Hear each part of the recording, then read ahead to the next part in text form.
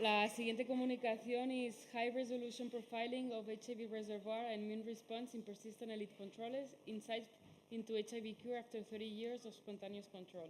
Y nos lo va a presentar Cristina Moral Turo. Muchas gracias.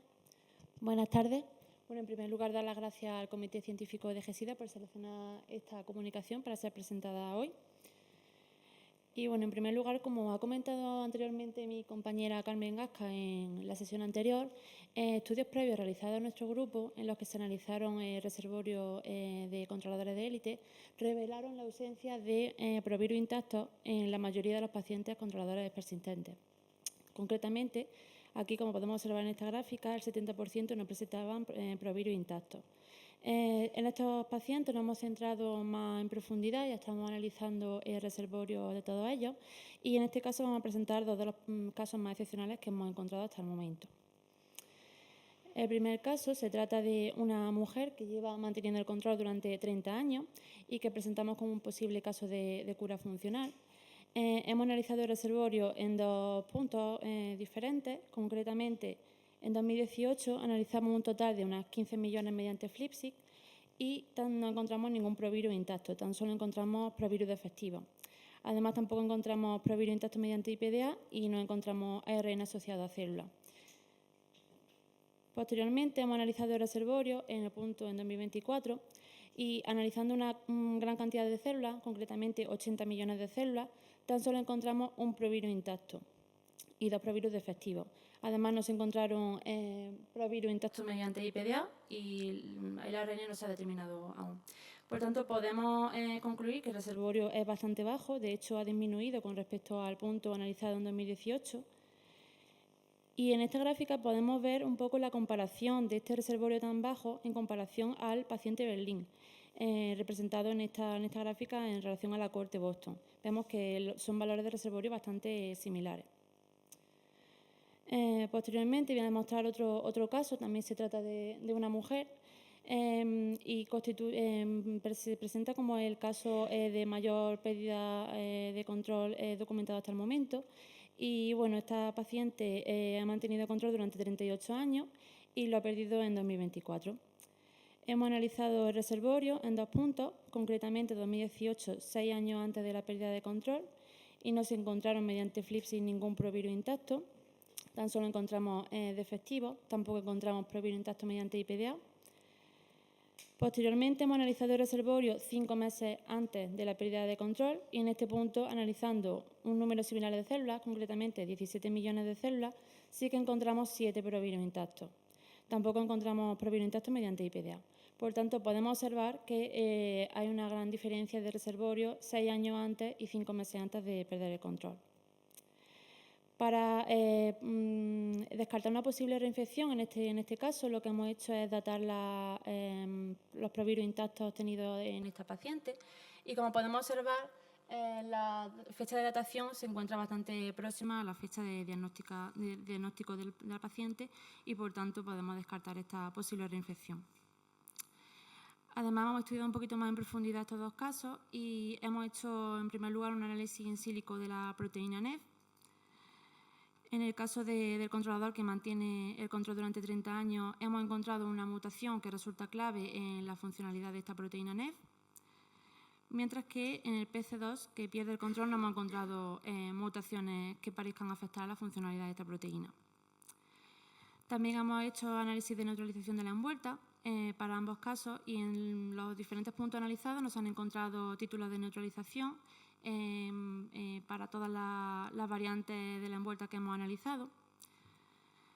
Además, también hemos estudiado las mutaciones de escape a ACTL y en el caso de la controladora que mantiene el control no hemos encontrado mutaciones de escape. Sin embargo, en el caso que pierde control sí que hemos encontrado una mutación que confiere escape y se encuentra en la proteína POL. A continuación voy a mostrar los resultados de respuesta T dentro de la cohorte de controladores persistentes y transitorios que mantienen el control durante más de 20 años. He marcado en naranja el caso del PC1, que mantiene el control durante 30 años, y en azul el PC2, que hemos visto que pierde el control. Y como podemos observar, en la célula CD8 memoria, tanto producción de interferón, TNF-alfa, interleuquina 2 y perforina, no se observan diferencias entre ambos casos y vemos que la respuesta es bastante baja. Sin embargo, sí que nos resulta bastante curioso un aumento bastante sustancial en la producción de CD107A, en el caso de la controladora que pierde el control, y con respecto a la polifuncionalidad no vemos diferencia entre ambos casos. Además, también nos llama bastante atención que hay un aumento bastante grande en la activación de esta célula CD8 memoria y, además, una activación de la célula CD8 naive, así como una mayor senescencia de la misma en el caso de la controladora que pierde el control.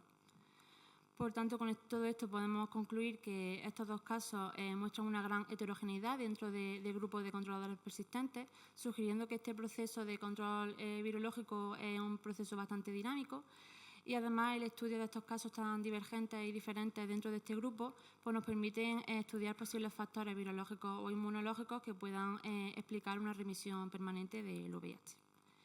Y bueno, por último, agradecer al Laboratorio de Inmunovirología y a todos los colaboradores que han hecho posible también todos estos análisis. Y muchas gracias a todos por vuestra atención.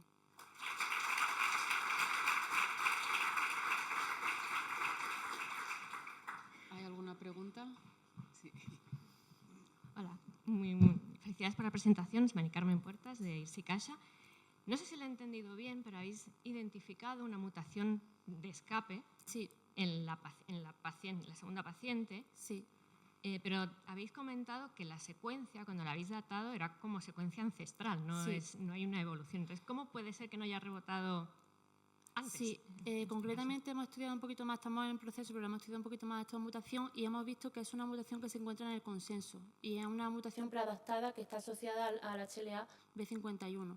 Entonces parece que se asocia un poco al HLA y que ya estaba desde el principio, sino que no es una mutación que ha adquirido posteriormente, sino que estaba inicialmente. Gracias. Nada. Javier Martínez Picado, IRSI Caixa, gracias por la presentación. En la misma línea que Mari Carmen, también me ha llamado la atención el epítopo de escape ACTLs.